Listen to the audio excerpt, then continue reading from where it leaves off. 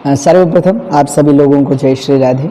और आप सभी लोगों को बताते हुए मुझे बड़ा हर्ष हो रहा है, बड़ा आनंद हो रहा है कि आने वाले 9 अक्टूबर से और 15 अक्टूबर तक लखनऊ बहराइच में हरिशंकर मित्तल चैरिटेबल ट्रस्ट के तत्वावधान में श्रीमद् भागवत कथा का आयोजन किया जा रहा है। बड़ा सुंदर, बड़ा भव्य आयोजन किया जा रहा है, जिसमें आप सभी लोग सपरिवार आमंत्रित हैं। हरी दोपहरी में अंधियारा, सूरज परछाई से हारा, अंतर तम का नेह निचोड़े, बुझी हुई बातें सुलगाएं, आओ फिर से दिए जलाएं, आओ फिर से दिए जलाएं। श्रद्धेय अटल बिहारी वाजपेयी की इन्हीं पंक्तियों के साथ मैं आज स्वागत करता हूं गुफ्तगू विद रसल में समाज सेवी श्री संदीप मित्तल जी का। नमस्कार। हम अपने सवालों का सिलसिला प्रारंभ करें उससे पहले मैं चाहूंगा कि आप अपने बैकग्राउंड के बारे में, आप किस परिवेश से आते हैं, किन परिस्थितियों से आते हैं, उनके बारे में हमें दर्शकों को कुछ बताएं। मेरा नाम संदीप मित्तल है और मैं एक LIC का एजेंट हूँ। हम लोग सामान्य परिवार से, मेरी माता जी शिक्षिका में सीख के रही हैं और पिताजी हमारे सिंचाई विभाग में जॉब करते थे। पिताजी नहीं है इस दुनिया में। हम 3 भाई हैं, 2 भाई व्यापार करते हैं, एक रेस्टोरेंट का काम है और एक कपड़े का होलसेल काम है। एक हमारी बहन है। ये आपको पता है। शैक्षिक हमने बीकॉम, यही किसान डिग्री कॉलेज से बीकॉम शिक्षा प्राप्त। अच्छा, एक बात मैं आप शुरू करूं, जो मैंने शुरू में कविता अटल बिहारी वाजपेयी की सुनाई, उसके पीछे एक उद्देश्य था। ऐसे नहीं सुनाया कि जब हमारे देश में कोरोना काल चल रहा था, लॉकडाउन में पूरा देश घरों में बंद था और हो गया, उनकी रोजी रोटी की समस्या खड़ी हो गई थी। उन परिस्थितियों में हमारे भाई साहब ने अपने ट्रस्ट के माध्यम से काफी काम किया। मैं चाहूंगा कि आप उनकी कुछ झलकियां, कुछ मुख्य बातों को हमारे दर्शकों के सामने।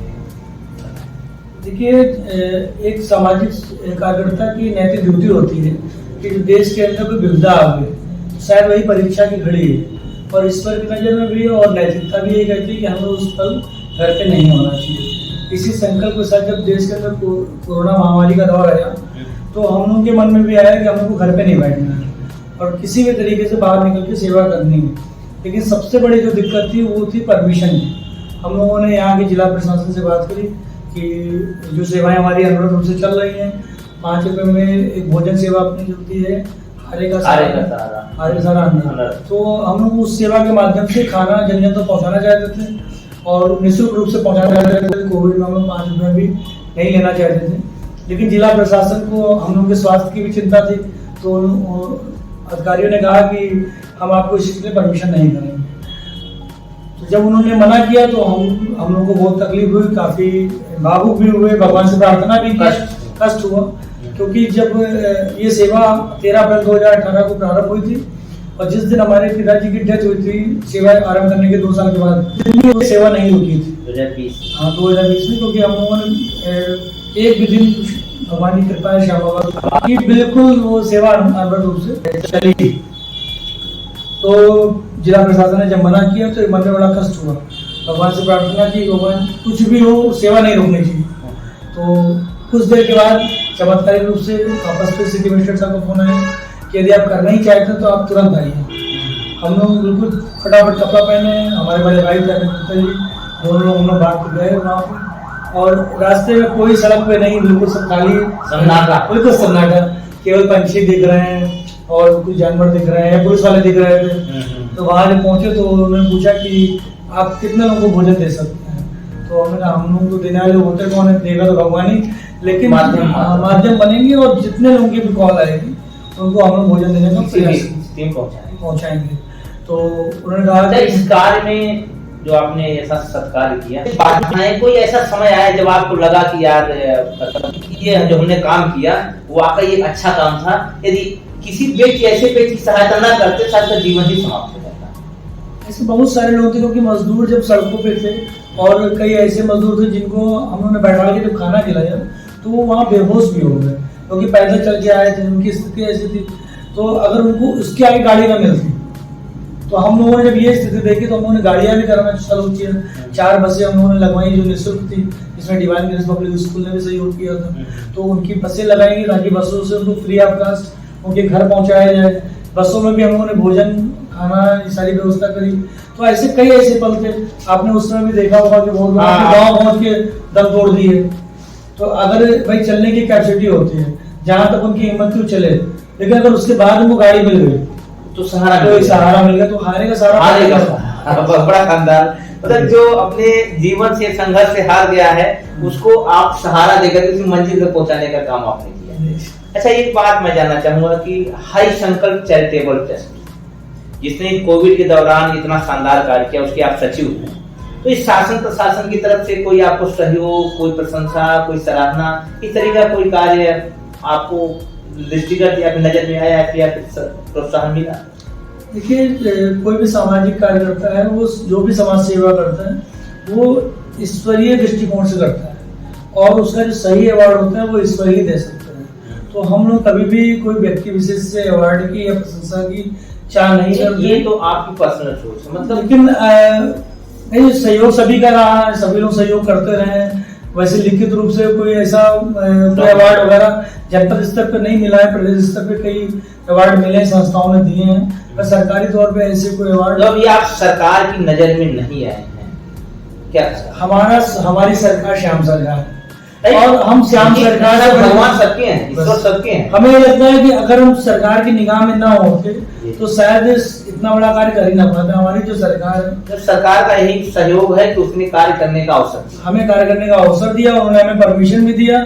साथ साथ कई ऐसे अधिकारी थे, एडीएम साहब यहाँ पे थे बहराइच जनपद में, वो हमारी अनवरत सेवा में लगातार 5 महीने तक कंटिन्यू काफी समाज में सहयोग किया। ऐसे अन्य अधिकारी भी थे जिन्होंने फाइनेंशियल भी गुप्त रूप से लाकर के हमें सहयोग किया। तो जो हर तरीके के अधिकारी होते हैं, कुछ अच्छे अधिकारी भी थे, कुछ अधिकारियों के समूह ने इकट्ठा करके हमें सहयोग किया। तो मनोबल तो कहीं ना कहीं समूह बढ़ाते ही रहे, मतलब उससे आप खुश हैं। अच्छा, आप आगे बढ़ते हैं। हमने नाम लिया हाई शंकर चैरिटेबल ट्रस्ट। इसका शुरुआत, इसका उद्भव, इसका रूपरेखा जिसे कहा जाए एक शब्द में, कैसे प्रारंभ हुआ? हम लोगों ने एक बार मूवी देखी थी इंग्लिश मीडियम, तो उसमें स्कूल को कैसे परिवर्तन किया उस व्यक्ति ने, आपने पूरी फिल्म देखी होगी। तो वहां से प्रेरणा मिली कि हमें स्कूल को, कुछ स्कूलों पे काम करना है। तो हम लोगों ने एक ट्रस्ट बनाया बाबा जी के नाम से, हरिशंकर मित्र चैरिटेबल ट्रस्ट। और सबसे पहला कार्य हम लोगों ने नवोदय कोचिंग सेंटर प्रारंभ किया। वो एक स्कूल था प्राइवेट, केयर नर्सरी स्कूल, उनसे हम लोगों ने जगह लिया और वहाँ पे वो क्लासेस करी तो चलवाई। फिर उसमें एक बच्चा सेलेक्ट हुआ, कम टाइम की क्लासेस में 4 मतलब किस लेवल का वो, मतलब उनको प्रवेश मिला, नवोदय में प्रवेश, नवोदय विद्यालय प्रवेश। फिर बाद में मन में आया कि स्कूल कोई लेना चाहिए, तो एक प्राइमरी स्कूल सब आप सब जानते हैं, प्राथमिक विद्यालय ढपाली गुरुवा को अडॉप्ट किया, वहाँ पे भी काफी कार्य हुए। उसके बाद ट्रस्ट का कार्य बढ़ता रहा और एक दिन ऐसा हुआ कि जिला अस्पताल में हम लोग कंबल वितरण कर रहे थे। गाँव के लोग आपस में बैठ के बात कर रहे थे कि बाहर खाना बहुत महंगा है, तो नाव तो एक प्लेट लिए और दोनों मिल के खा लिया जाए। तो ये बात जब आकर के हम घर सुने तो घर पे डिस्कस भी हुआ। तो मम्मी बैठी हुई थी, तो माता जी ने कहा कि कोई ऐसा सेवा चलाओ कि लोगों को खाना मिल जाए, क्यों इधर उधर खरीदना पड़े, गाँव से आते हैं और इतना जो पैसा का खर्च हो जाता है वैसे ही परेशान होते हैं। और डिस्ट्रिक्ट हॉस्पिटल में ज़्यादातर परेशान लोग, गरीब लोग भर्ती होते हैं। तो वहीं से सोच बनी हारे का सहारा अनवरत। ये नाम का थोड़ा सा, हारे का सहारा बाबा श्याम जी को कहते हैं, जो श्याम बाबा का मंदिर खाटू में भी है राजस्थान में, उनको हारे का सहारा कहते हैं।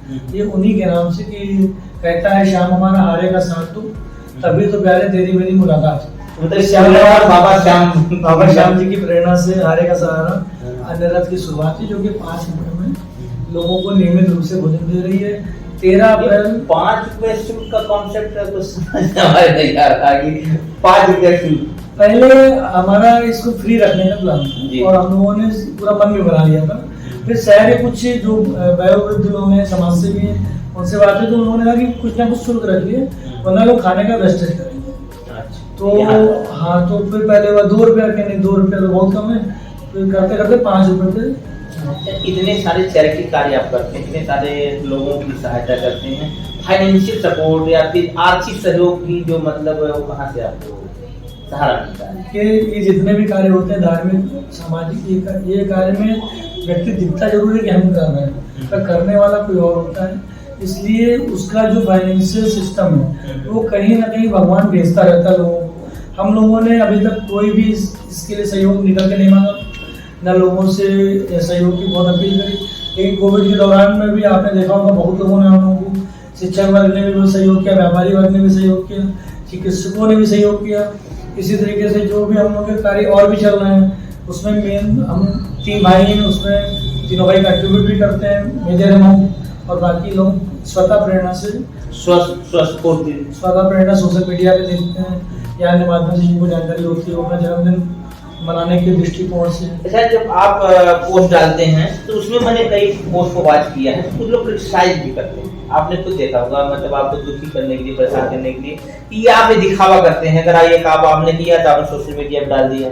ऐसा क्यों आप करते हैं? इस तरीके का मैं चाहूँगा आप मेरे माध्यम से, इस चैनल के माध्यम से उनको मैसेज पहुंचाएं, इसके पीछे वजह क्या है, कारण क्या है, वो ऐसा क्यों लगता है ये तो वही जान सकते हैं आप। लेकिन हमको ये लगता है कि कई लोगों की ऐसी धारणा भी होती है कि भाई आप दान करो तो दूसरा व्यक्ति ना जाने, गुप्त हो, ऐसा शास्त्रों में भी लिखा हुआ है।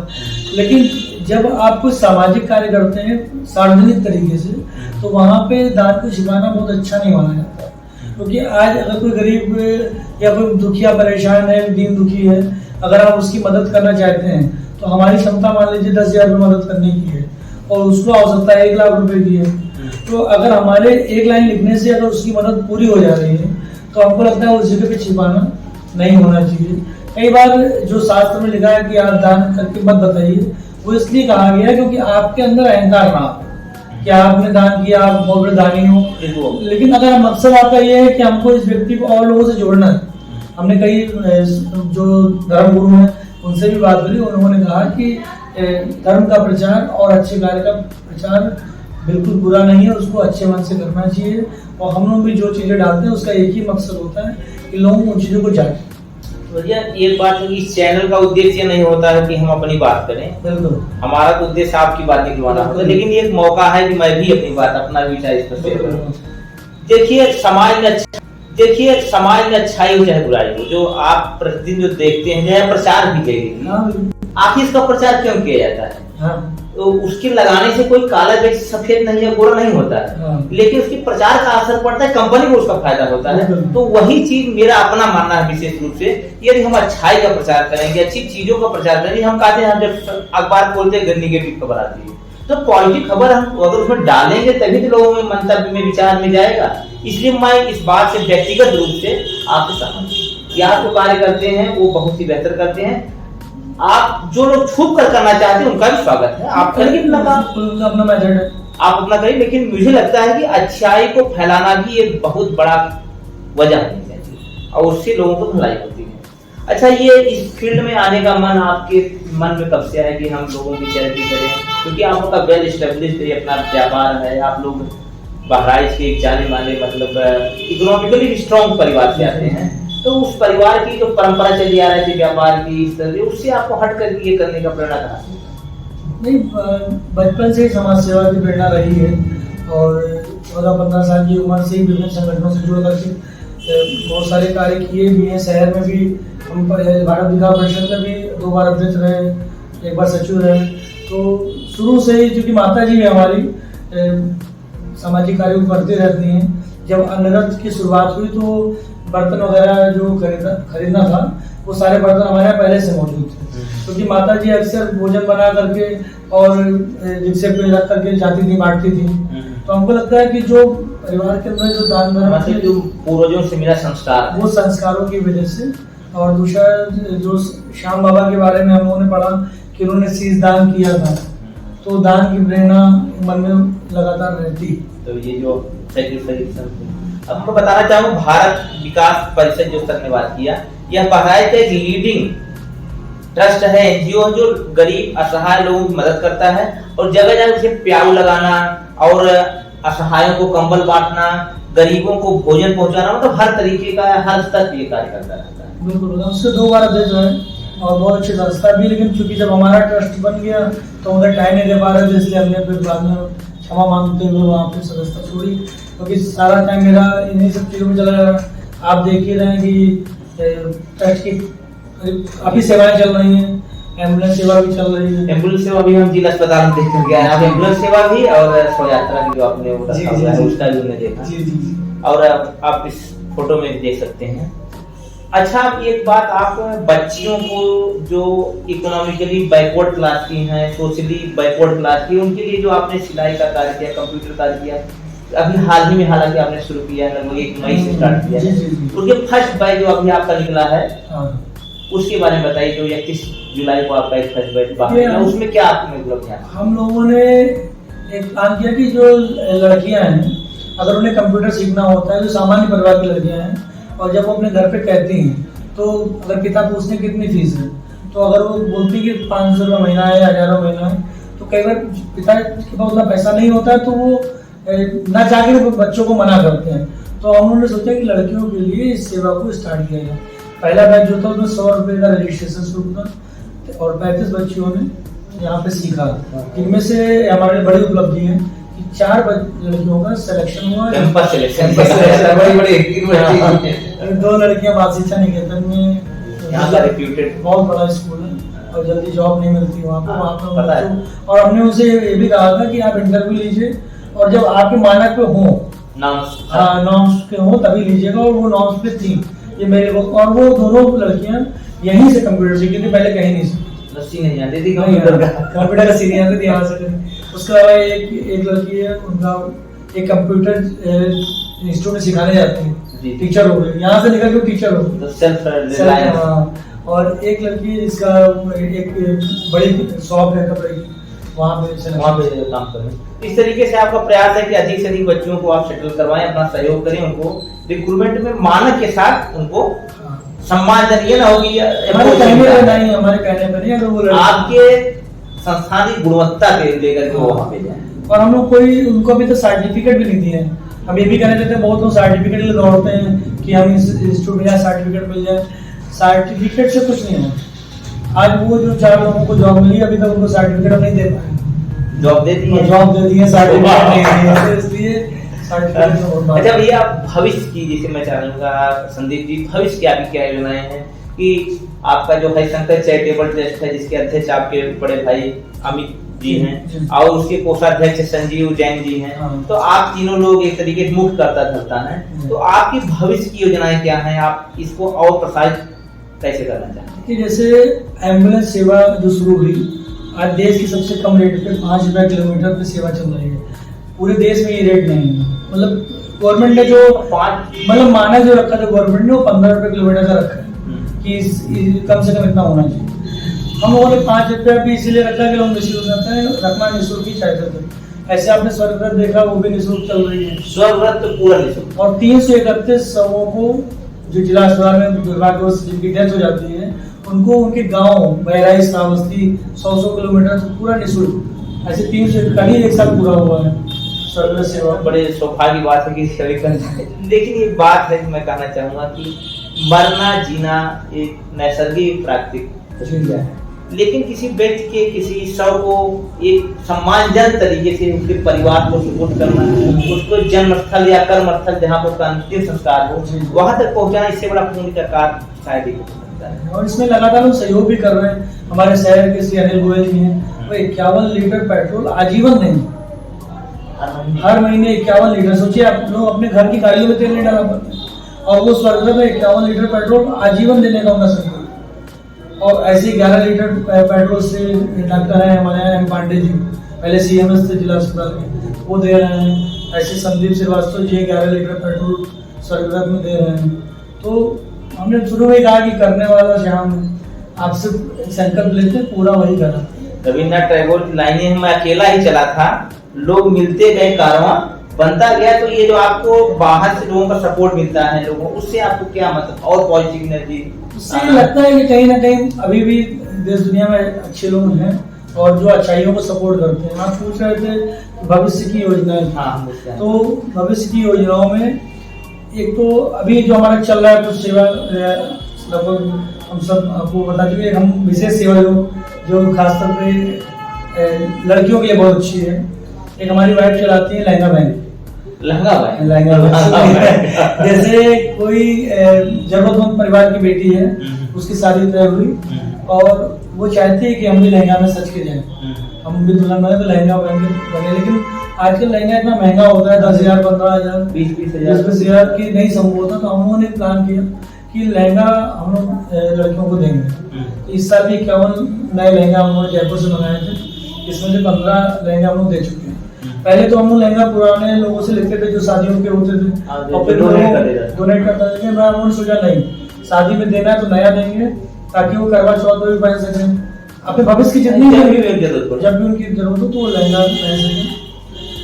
अभी हम लोग डीप फ्रीजर लाने जा रहे हैं, बॉडी फ्रीजर, क्योंकि अगर शहर में किसी की डेथ हो जाती है तो उसको रखने के लिए, बॉडी को रखने के लिए जो फ्रीजर है वो हमारे शहर में एक फ्रीजर है और बड़ी संख्या में जरूरत पड़ती है, लोगों को फोन आते हैं तो एक बॉडी फ्रीजर लाने का आगे का प्लान है। एक अभी 9 अक्टूबर से श्रीमद् भागवत कथा का भी आयोजन होना। सर्वप्रथम आप सभी लोगों को जय श्री राधे। और आप सभी लोगों को बताते हुए मुझे बड़ा हर्ष हो रहा है, बड़ा आनंद हो रहा है कि आने वाले 9 अक्टूबर से और 15 अक्टूबर तक लखनऊ बहराइच में हरिशंकर मित्तल चैरिटेबल ट्रस्ट के तत्वावधान में श्रीमद् भागवत कथा का आयोजन किया जा रहा है। बड़ा सुंदर, बड़ा भव्य आयोजन किया जा रहा है जिसमें आप सभी लोग सपरिवार आमंत्रित हैं। आप सभी लोग जो नज़दीक में हैं वो वहाँ कथा श्रवण के लिए अवश्य पहुँचे। इससे बहुत सारे ऐसे परिवार हैं जिनके घर में टीवी नहीं है आज भी, जिनके घर में संस्कार चैनल नहीं है आज भी, लेकिन वृद्ध माता पिता हैं या बहुत सारे लोग हैं जो कथाओं को देखना चाहते हैं। तो एक ऐसे बाल विवाह जो 16 वर्ष के हैं, वो जायु कृष्ण नयन जी, इनके बारे में पूरा देश जानता है, वो इस कथा को करने के लिए हर एक आदमी में होने जा रहा है। पूरे बहराइच के लिए सम्मान की बात है। एक बड़ा संकल्प मन में है जो अभी जल्दी में प्रेरणा मिली है कि हमारे जो बच्चे हैं ये कॉन्वेंट स्कूल में जाते हैं, अच्छे से पढ़ाई करते हैं। इन बच्चों को कुछ चीजें जो पहले गुरुकुल में सिखाई जाती थी वो आज वैदिक चीजें, वो विलक्षण चीजें हम सब लोग विलुप्त होते जा रहे हैं। तो एक मन में है कि एक संस्कार शाला करके बनाए जाए, जिसमें बच्चे सुबह तो कॉन्वेंट में जाए पर शाम को वो संस्कार शाला में आए, 1 घंटे 2 घंटे की क्लास हो जिसमें हम भगवान राम और भरत के बारे में बता सकें कि देखो भरत जी ने किस तरीके से राम जी के बन जाने के बाद पूरा सब कुछ जो है त्याग दिया। हम अपने जो वैदिक चीजें हम पैर छुए तो क्यों छुए, जैसे बच्चा पूछता है कि हम पिताजी के पैर क्यों छुए, तो एक तो है कि पिताजी बड़े हैं इसलिए छू, सांस्कृतिक उन्नयन, संस्कृत उन्नयन, तो हम उसके लिए संस्कार सलाह बनाने का ताकि आगे जब हमारे दर्शकों से कुछ अपील अगर आप स्वेच्छा से करना चाहें तो हम चाहेंगे कि आप अपनी बात करें। ये मैं तो सबसे पहले आपको धन्यवाद दूंगा कि आप इतनी अच्छी एक आपने हमको चुना और आपके माध्यम से हम लोगों से अपनी बात कह पा रहे हैं। मैं सिर्फ इतना कहूँगा कि आप जो भी सेवा कार्य चल रहा है इसमें कोई यदि सुझाव हो तो अपने सुझाव जरूर दें। हमारा नंबर मैं आपसे अनुरोध करूँगा आप फ्लैश कर दीजिएगा। तो जो भी सेवा कार्य जैसे हारे का सारा अनुरोध कि जिला अस्पताल परिसर में रोज शाम को 6 बजे से 7 बजे तक लगता है। हम चाहते हैं कि आप अपने बच्चों को जरूर वहाँ पर लेकर के आएँ। जब आपके बच्चे अपने हाथ से भोजन बांटेंगे तो उनके अंदर एक दान करने की प्रवृत्ति आएगी। इसी तरीके से जो अन्य सेवा कार्य हैं आप वहाँ पर अपने विशेष दिनों में आइए और जो भी सुझाव हो उसको जरूर दीजिए। और हम भी एक अपील करना चाहेंगे अपने दर्शकों से कि इस सदकार्य में, इस महान, इस पुण्य कार्य में जो भी आप सहयोग कर सकते हो, आर्थिक, सामाजिक, शारीरिक या फिर श्रमदान जिसे कह सकते हैं, उसमें आप सहयोग कीजिए। और इस प्रकार के कार्यों को मोटिवेट करना मानवता के हित में है। हम मानव होने की वजह से हमारा बहुत बड़ा कर्तव्य होता है कि हम खुद कुछ नहीं कर सकते हैं, हमारे पास समय का अभाव हो, अन्य समस्याएं हो, तो हमारे भैया जैसे लोग यदि इस कार्य को कर रहे हो उन्हें आप सहयोग करिए, उनका साथ दीजिए। ये मेरे साथ आप यहाँ आए, चलते मैं आपसे कहना चाहूंगा यदि मेरे प्रयास आपको अच्छे लगते हैं तो इस चैनल को लाइक करिए, सब्सक्राइब करिए और कमेंट के माध्यम से अपने विचारों को हमसे तक प्रेषित करिए, अवगत कराइए। जल्द ही फिर एक नई शख्सियत से मुलाकात होगी, तब तक के लिए आप सभी लोगों को नमस्कार।